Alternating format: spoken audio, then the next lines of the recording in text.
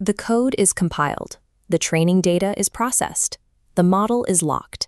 From an engineering perspective, the system is finished and ready to deploy.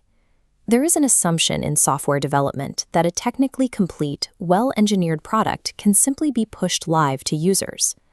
Under the European AI Act, a finished system is legally invisible until it clears three specific administrative hurdles. First, the system must undergo a conformity assessment under Article 43.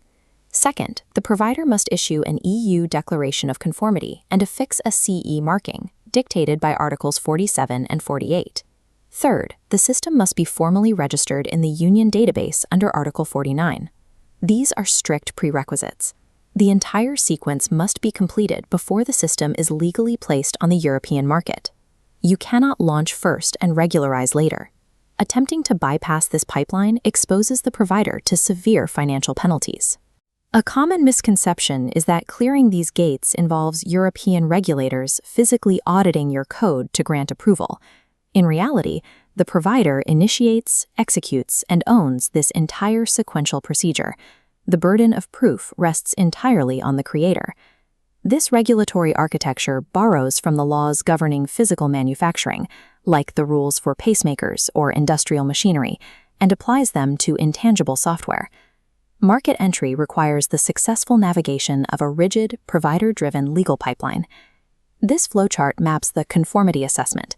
It splits into two paths based strictly on the system's risk profile. The primary path captures the overwhelming majority of high-risk systems.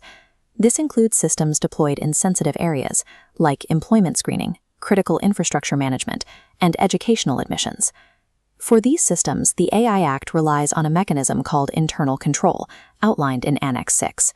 Under internal control, the provider evaluates their own system against the regulation's requirements and documents the compliance natively.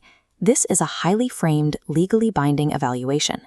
Every claim of accuracy, risk mitigation, and human oversight must be backed by technical evidence.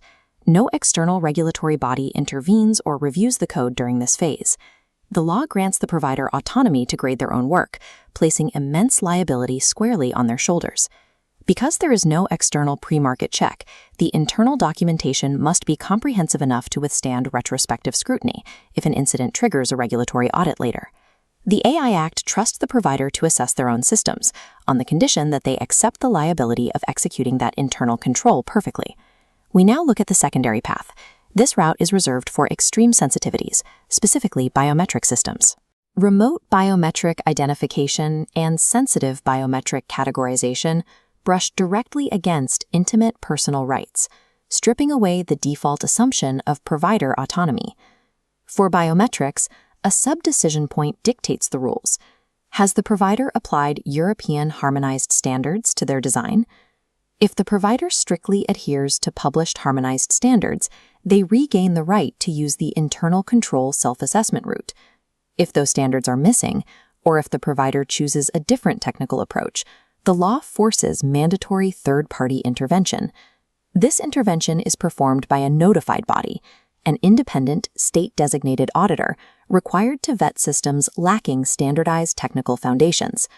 A specific exception exists for sovereign fields. If the system is intended for law enforcement, immigration, or union institutions, private notified bodies are bypassed entirely. The assessment must be conducted by the competent public market surveillance authority itself. While self-assessment serves as the baseline, unregulated biometrics or state-level security implications instantly force the system into the hands of external auditors. Once the conformity assessment is complete, the system arrives at the second pre-market gate. The provider must draw up an EU Declaration of Conformity. This is a machine-readable document where the creator formally attests that the system complies with the regulation, taking full legal responsibility for its performance. By law, this declaration must be retained and made available to national authorities for exactly 10 years. The provider then affixes the CE marking. Dictated by Article 48, this mark acts as the final, visible signature of the provider's legal promise. For software systems without a physical hardware enclosure, a purely digital CE marking is legally sufficient, provided it is easily accessible. The CE mark serves as a permanent marker of liability. The third and final compliance gate is mandatory registration in the Union database under Article 49. Providers of almost all Annex 3 high-risk systems must upload their product specifications into this central repository before launch. Even providers who legitimately utilized an exemption to classify an otherwise high-risk system as safe must formally register their justification here. Finally, public authorities acting as deployers of these systems must also actively log their usage. This database serves two functions. It creates radical public transparency for citizens, and it provides a centralized surveillance capability for national authorities. Assessment, declaration, marking, registration. The pre-market sequence is now complete. This framework successfully grafts the strictness of 20th century industrial manufacturing laws onto 21st century code. The legal packaging of the product is now entirely digital. Entering the European market relies entirely on these didicized liability artifacts. The vast legal weight of the AI Act is compressed into a line of code, a digital mark, and a database entry.